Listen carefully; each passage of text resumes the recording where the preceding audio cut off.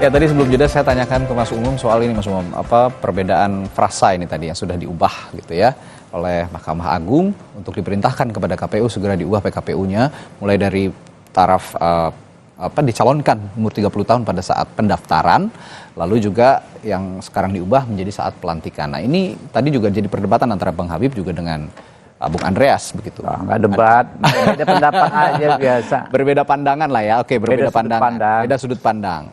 Yang satu mengatakan ini rezimnya pilkada, bukan sudah menjabat begitu sebagai gubernur atau wakil gubernur. Sedangkan yang satu mengatakan bahwa itu ya lebih better, lebih bagus pada saat pelantikan karena ada jeda waktu yang bisa dimanfaatkan. Bagaimana menurut Anda soal ini? Ya, secara general kita melihat ada semacam kontradiksi yang cukup terlihat. Karena dari materi putusan Mahkamah Agung saat ini itu memberikan putusan untuk mengatur batasan usia 30 tahun tapi dihitung sejak pelantikan. Ya. Nah, sementara dalam konteks KPU itu tidak mengatur jadwal pelantikan. Kalau misal kita cek sekali lagi di ini kan yang diuji kemarin kan PKPU nomor 9 ya, kalau tidak salah tahun 2016. Lalu kemudian kalau misal 2020 ya. Lalu kalau misal kita cek sekali lagi di PKPU nomor 2 tahun 2024 khususnya terkait dengan proses pilkada, itu tidak ada mekanisme yang kemudian mengatur terkait dengan konteks pelantikan. Karena PKPU konteksnya memang rezimnya ini adalah bicara tentang konteks persiapan tahapan pemilu. Nah, ketika kemudian ini diatur sedemikian rupa, maka kemudian menjadi tidak sinkron. Misal kita cek sekali lagi di pasal 4 di PKPU nomor 2 tahun 2024 itu tidak mengatur tentang itu. Nah, maka kalau misal kemudian ini diteruskan, yang menjadi problem diskusi kemarin sama Mas Arief Budiman, mantan pimpinan KPU, ini berpotensi misalnya menciptakan semacam unpredictable procedure dalam konteks pilkada. Nah, ini yang kemudian perlu diantisipasi. Jangan sampai kemudian setiap putusan-putusan yang kemudian bisa, tentu ini bagus ya, bagus dalam arti kalau ada orang memiliki kepentingan ya diusahakan lewat jalur konstitusional yang kemudian bisa ditempuh lewat legal prosedural. Tetapi kalau misal kemudian semua itu bisa diatur-atur, diubah-ubah sesuai dengan kepentingan elemen, kepentingan tertentu, nah tentu ini menjadi sebuah fenomena yang tidak baik juga. Nah, ini yang kemudian menjadi concern kita yang ke depan.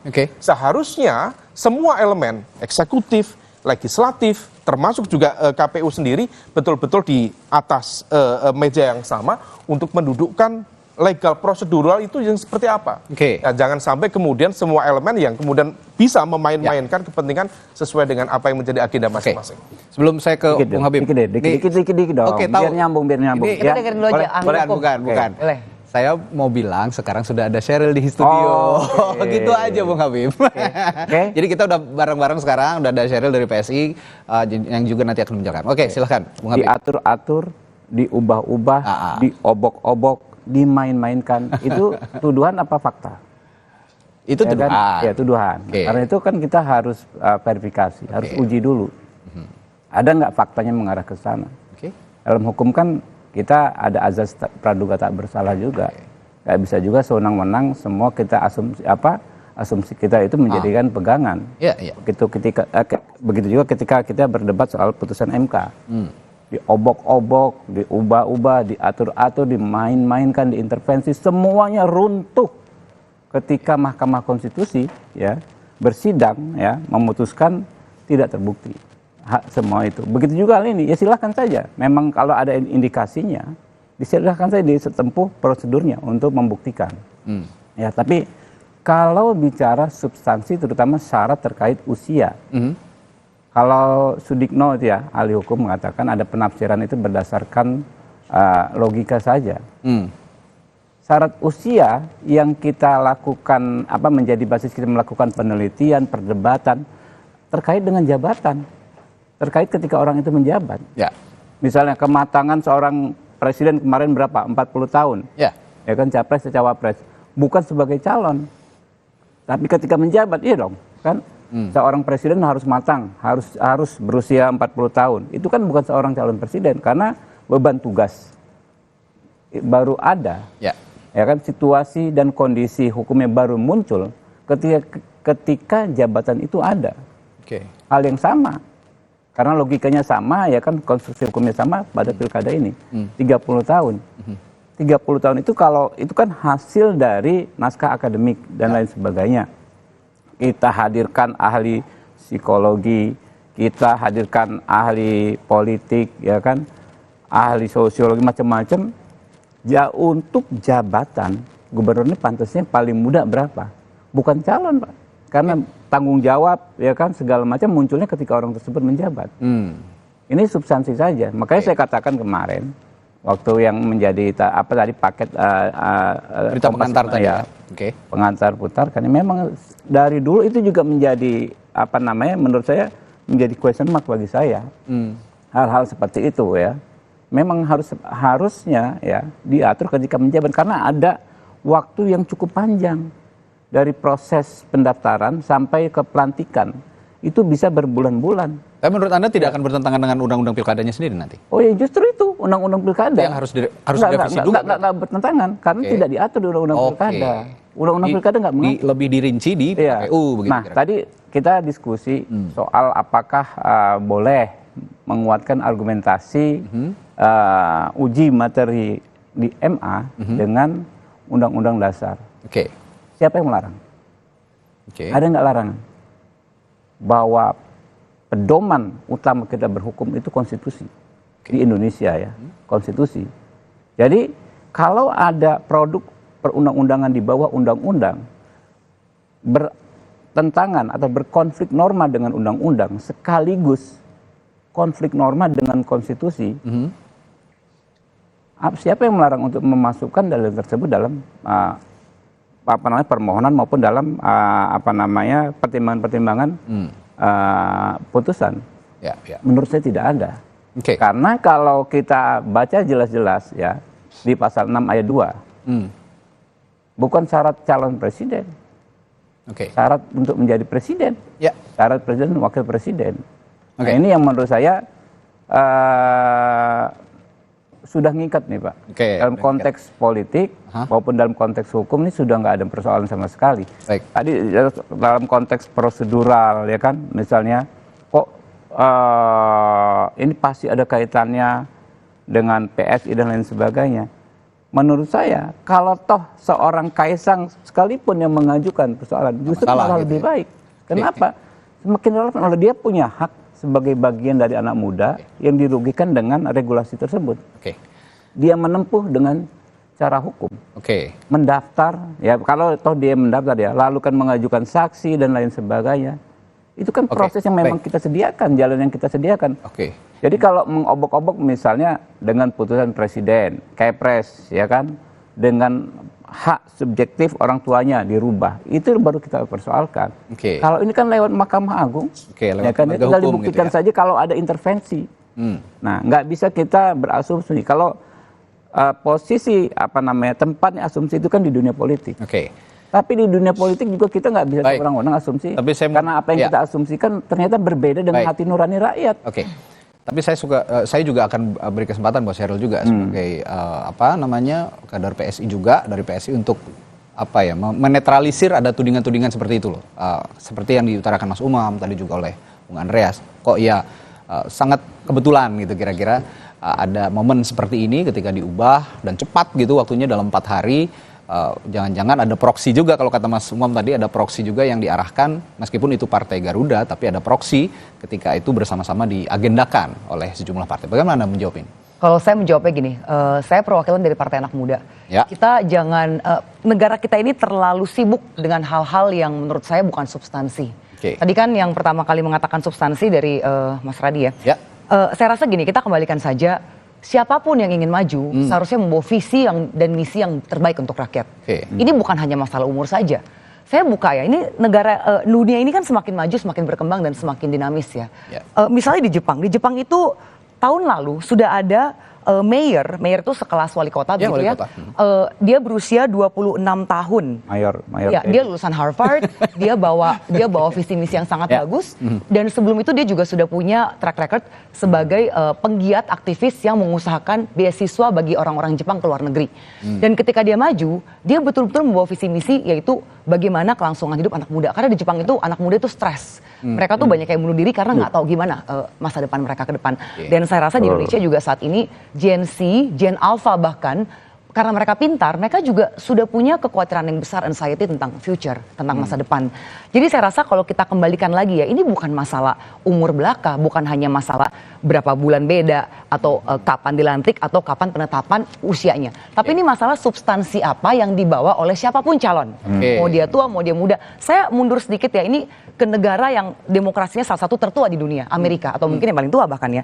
Amerika punya 35 negara bagian, dan dari sekian banyak negara bagian, saya bacain satu-satu ya, ini dari 7 negara bagian yang batas usia untuk governor atau kepala daerah di sana adalah 25 tahun.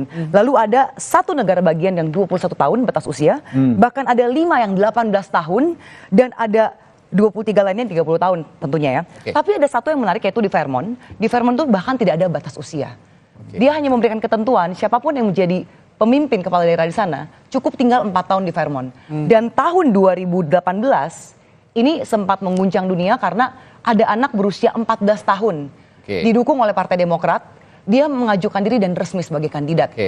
Nah pada saat itu tentunya dia belum berhasil menang ya. Ini yang saya mau mengatakan bahwa apa? Selama dia bisa membawa visi misi yang bagus untuk rakyat, ada partai yang mau mendukung. Dalam hal ini Demokrat ya kalau di Vermont. Dan akhirnya dia tidak menang karena mungkin masih kurang pengalaman. Dan pada akhirnya ini kan demokrasi, yang memilih adalah rakyat. Jadi kalau kita kembalikan ke Indonesia, kenapa sih orang takut sekali dengan semua keluarga Pak Jokowi? Kenapa? Apa karena takut bahwa dia akan menjadi calon-calon kuat karena punya visi misi yang sangat bagus? Kita ingat dulu ketika semua orang berkelut dengan usia Gibran, dan selalu ketika saya diundang dalam dialog manapun orang mengembalikan ke etika MK dan lain sebagainya. Tapi begitu kita sampai pada perdebatan capres-cawapres, semua orang diam. Semua dia melihat bagaimana cupu ternyata suhu. Jadi saya rasa kita kembalikan lagi ke substansi ya. Substansi bukan hanya usia, kematangan saya setuju dengan Mas Habib, kematangan, dan saya juga setuju dengan Mas Khoirul ini terkait dengan bagaimana penyelenggara jangan sampai jadi rancu ya penyelenggaranya. Jadi itulah kita perlu sekali dengan undang-undang. Perlu didudukan juga bersama. Ya, tapi balik lagi substansi apa yang ingin dibawa ditawarkan kepada masyarakat. Ini studi kasus yang sangat baik ya Mas Reddy. Kalau misal memang begitu, misal ada 30 tahun di Jepang, kemudian katakanlah 25 tahun di beberapa negara bagian di US, mengapa misalnya ini yang diajukan oleh Partai Garuda ini berarti termasuk sangat konservatif. Pertanyaan saya misalnya, kenapa misal PSI tidak mengajukan saja 25 tahun? Langsung begitu. Karena kalau misal begini, kemudian seolah memberikan ruang pada konteks prosedural administratif, memberikan mereka yang lahir di akhir 94 gitu ya, seolah kemudian too obvious, seolah kemudian menjadi wajar kalau misal nanti dituduhkan kepada ketua umumnya PSI. Nah, kalau misal memang begitu, alangkah lebih cantik gitu. Ini kalau pola permainannya, ajukan saja langsung 25. gitu dari PSI. Toh juga mayor atau wali kota dalam konteks region atau bupati, toh juga di angka itu. Nah, ini yang kemudian tampaknya kemarin waktu mengajukan itu harusnya diskusi dulu sama Mas Reddy. Jadi permainannya lebih cantik lagi. Bukan. Oke. Saya kasih kesempatan dulu nih buat Bung Andreas. Dan sama perdebatannya tadi yang disampaikan oleh Bang Habib, mengajukan para psikolog dan lain sebagainya. Jadi apa beda antara 5 bulan dengan 3 bulan dalam konteks kepemimpinan publik? Dalam konteks umur 30 tahun yang sama, apa bedanya perbedaan 5 bulan itu? Nah, ini yang kemudian perlu dijawab barangkali nanti kepada masyarakat. Nah ini juga Bung Andreas juga udah senyum-senyum nih dari tadi. Tapi tadi kata Sheryl, sudahlah lupakan soal perdebatan bahwa ini sebatas umur, sebatas apa gitu. Ada contoh kasus yang tadi diutarakan lebih gamblang, lebih memberi kesempatan kepada anak muda yang punya visi ke depan, dan pola pikirnya juga sudah dimoderasi dengan keadaan zaman saat ini. Bagaimana Bung Andreas merespons hal ini? Muda tapi paling dewasa ini. Silakan Bung Andreas. Kita hal sepele diperdebatkan PSI. Saya 100% anak muda ya dengan contoh-contoh tadi, tapi saya ini juga pernah muda gitu. Saya kira kita semua ini pernah muda, kita mencapai apa ya, Bang Habib juga pernah muda, dia aktivis 98.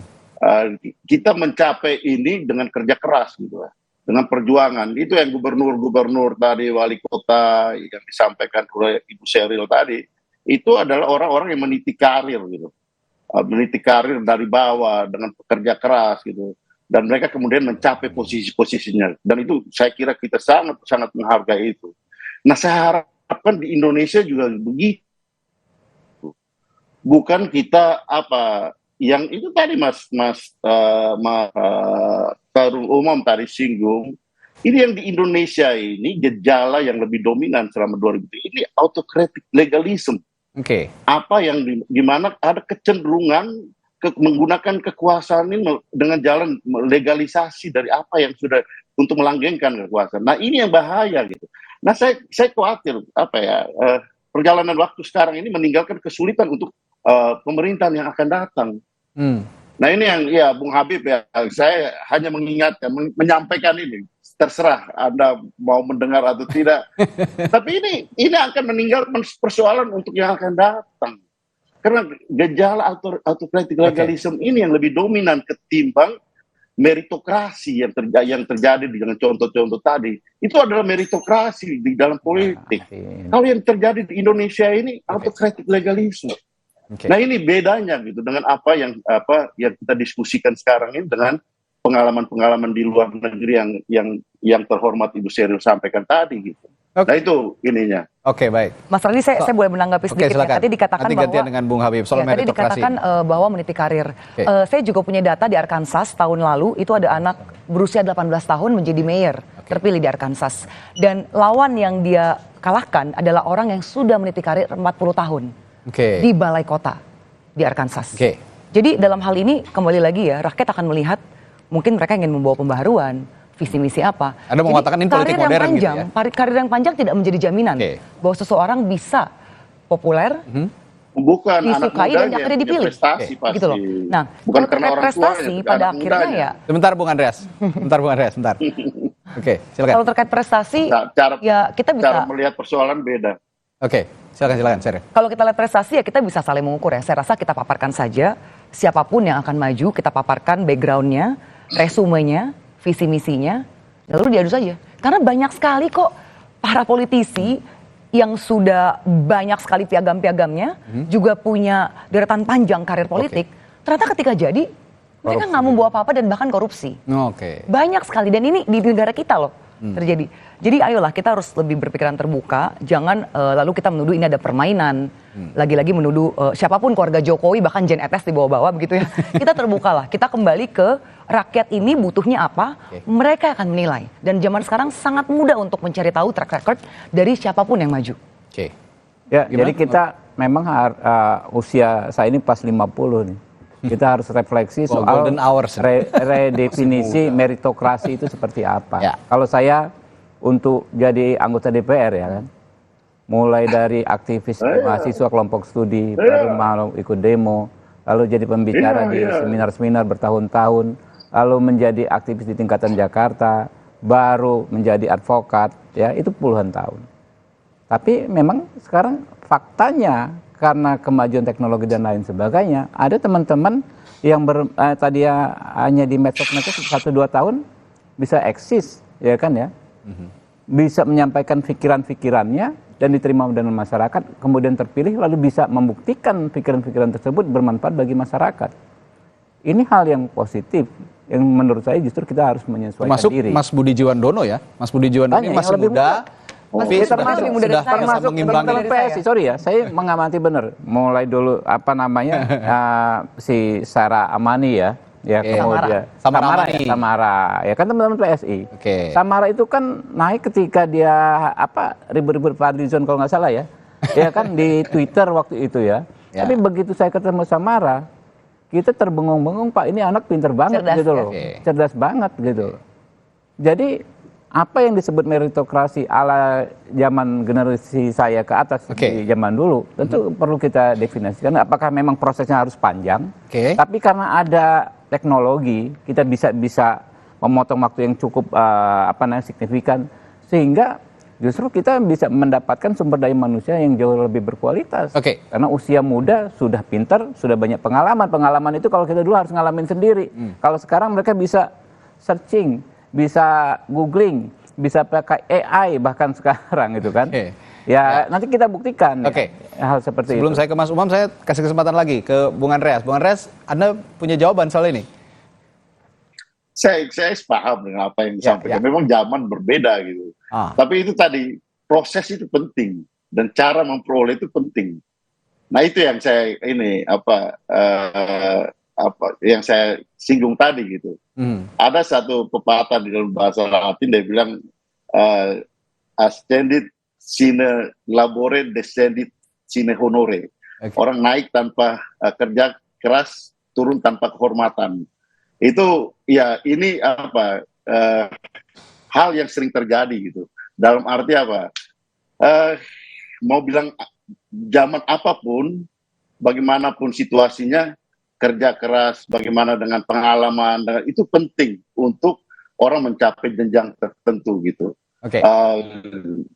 Tidak dengan cara yang saya katakan tadi, gejala yang terjadi di Indonesia ini adalah autocratic legalism yang teman-teman banyak pengamat yang menyampaikan seperti itu, tadi Mas Umam juga singgung. Itu fenomena yang saya khawatir ini akan meninggalkan jejak yang buruk untuk pemerintahan yang akan datang. Dan ya mohon maaf ya kalau saya salah ya lebih baik gitu, tapi kalau ini benar ya kasihan buat kita bangsa Indonesia ini gitu. Ya, kalau memang benar alhamdulillah, tapi kalau salah ya harus diperbaiki juga lah kira-kira begitu. Tapi yang menarik ini terakhir Mas Umam, benarkah ada perubahan pola meritokrasi politik di era politik modern ataukah ini privilege sebenarnya soal-soal seperti ini?